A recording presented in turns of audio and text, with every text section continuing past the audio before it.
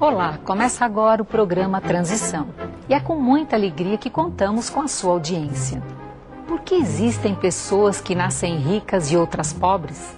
Será que é correto darmos esmola? O que acontece com um político corrupto quando ele morre? Para responder a essas e muitas outras questões, contamos com a participação do orador, educador e médium, Divaldo Franco. O que é mais fácil, ser rico ou pobre? Ser rico. Pobre. Ser rico, é lógico. Ser pobre. Ah, não posso falar nada. Ser rico. Pobre é quem sofre, que é difícil. Porque muita gente não tem oportunidade de vida. É ser rico porque tem uma preocupação a menos, que é o dinheiro. Acho que nenhum dos dois, cada um faz a sua situação conforme as circunstâncias te propõem. Acho que ser rico ou ser pobre depende muito da pessoa. Eu acho assim, pobre, ninguém é milionário a ponto de ganhar dinheiro. Mas você trabalhando, você conquista suas coisas aos poucos e vai vivendo bem. Divaldo, seja bem-vindo. Muito obrigado. O Espiritismo, Divaldo, tem alguma explicação para a desigualdade social? Sem dúvida. Só com a teoria da reencarnação é possível entender-se a injustiça social. A desigualdade que existe entre as criaturas terrestres defluem dos atos que as próprias criaturas praticaram em existências passadas. Não justifica, porém, que governos arbitrários e ambiciosos não favoreçam aqueles indivíduos que se encontram na denominada linha da miséria com os recursos hábeis para a dignificação. Numa sociedade justa, essas diferenças desaparecerão e elas passam a constituir-se de dores morais através das quais os calcetas endividados reabilitam-se.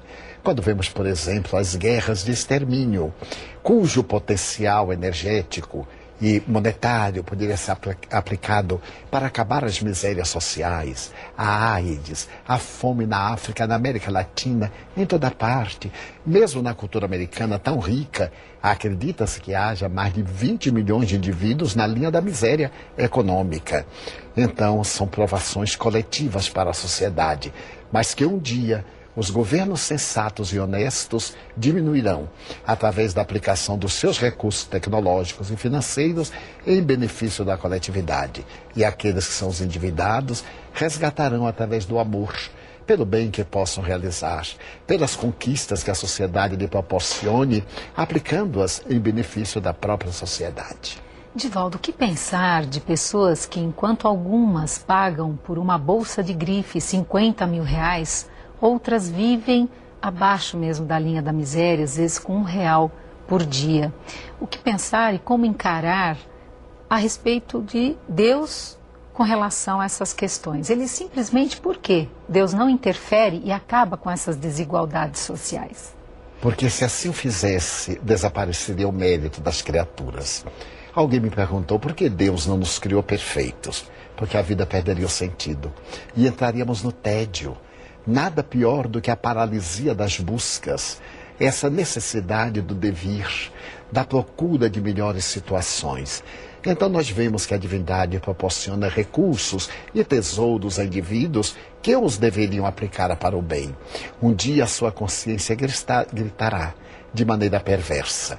Contou-me Chico Xavier, faz muitos anos, uma história muito curiosa de duas damas que no Teatro Bolshoi, em Moscou, assistiam uma peça de teatro comovedora.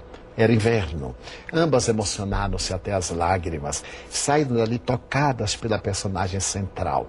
E quando iam saindo do teatro para pegar a carruagem, encontraram o homem deitado no mármore frio, desagasalhado enquanto nevava.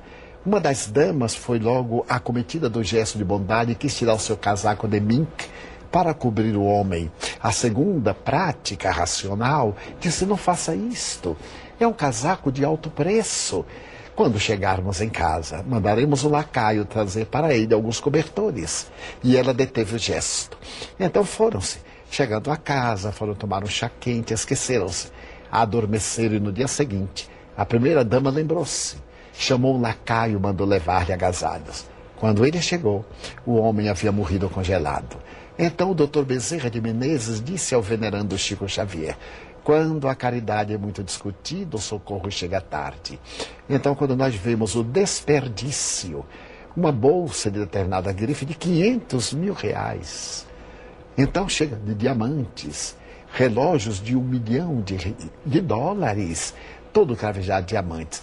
A pessoa pode sim pagar, e esse benefício vai auxiliar na indústria dos artefatos, nas grandes indústrias, sim, vão promover as famílias, mas poderia também repartir o excesso em benefício daqueles que vivem na escassez. E para a evolução do espírito, é mais fácil, é melhor ser rico ou pobre? Pouco importa em que situação o indivíduo se encontre. O essencial é que seja justo e digno. Na pobreza, que mantenha a honorabilidade. Na abundância, que mantenha a generosidade. E nos semáforos das grandes cidades, nós vemos crianças, jovens, idosos pedindo esmolas. Qual é a postura nossa diante dessa situação? Devemos dar esmolas? É uma situação muito embaraçosa. Sim. E o Evangelho segundo o Espiritismo está esta linda frase: transformai as vossas esmolas em salários. O ideal seria que o dinheiro que nós damos nos semáforos, nas ruas, em nome da esmola, encaminhássemos às instituições de caridade e às autoridades governamentais tivessem cuidado para que essa miséria não viesse a ser exposta. Aqueles indivíduos que estão na necessidade seriam encaminhados às instituições de benemerência, de promoção social, de dignificação e até mesmo de caridade, quando o bem predomina sobre a ação da compaixão e da esmola. Então, muitas vezes, nós ficamos aturdidos, mas por hábito eu não dou. Eu procuro encaminhar a instituições que velam por esse interesse por causa do mercantilismo. Conheço mães lá em nossa cidade que alugam crianças esquálidas, mulheres que as deixam se alimentar-se para poder inspirar compaixão. Numa oportunidade, eu pedi a uma dessas mães, que não era mãe: venha, eu tomarei conta de você e da criança. Internarei a criança que estava esquálida, desidratada. Ela saiu correndo e mais tarde eu soube que a criança era de aluguel. A mãe deixava faminta para alugar a outra. E há uma certa rede em que as crianças vão pedir e os pais, as mães ou os interessados ficam à distância e tomam, assim que nós damos, eles tomam adiante. É, portanto, um comércio da ilicitude e do crime, porque não vai resolver o problema. E o que acontece, então, com essas pessoas quando elas morrem? Perturbam-se profundamente, porque se utilizam da sua dor para explorar os outros e se utilizam do seu sofrimento para criar culpa social. Não é necessário criar culpa social, porque a sociedade já é responsável por isso e tem a sua culpa coletiva pela indiferença. Allan Kardec disse com muita beleza: numa sociedade onde alguém morre à fome, deveríamos ter constrangimento de viver nela.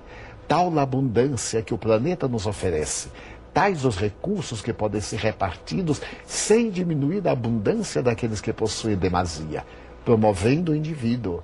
Não me refiro aqui a dar, mas ensejar a oportunidade de dignificação, criar-se centros artesanais, escolas profissionalizantes, trabalhos que dignificam o indivíduo, promovê-lo socialmente, enfim, procurar suprir a necessidade. É tarefa das autoridades governamentais do mundo. Como é que você vê, então? É um problema mundial, mas a solução precisa ser local, não é, Divaldo? Sem dúvida. Em função das diferenças de cultura, de costumes, enfim? Sem dúvida. Primeiro, os atavismos, esses arquétipos. Na Índia, por exemplo, o karma. Ninguém ajuda o infeliz para que ele queime o seu karma. Daí a visão de Kardec na lei de causa e efeito cristã. Ajudar o nosso irmão, ser o samaritano, ser o sirineu, para que ele saia daquela situação muito infeliz e perturbadora. Mas é muito curioso que, se nós realizarmos o trabalho local, ele irá repercutir, como dizia Grande. Numa rua que existe uma casa de paz, a rua termina por ser pacífica. Numa cidade que tem uma rua de paz, o bairro terminará pacificado. E a cidade terminará também missionária da paz. Numa nação que tem uma cidade de paz, haverá a pacificação e, por consequência, no mundo. Se nós começarmos desde o mínimo, iremos alcançar o máximo, porque todos nos uniremos, dar-nos-emos forças e resolveremos de maneira solidária a problemática geral da qual somos também responsáveis.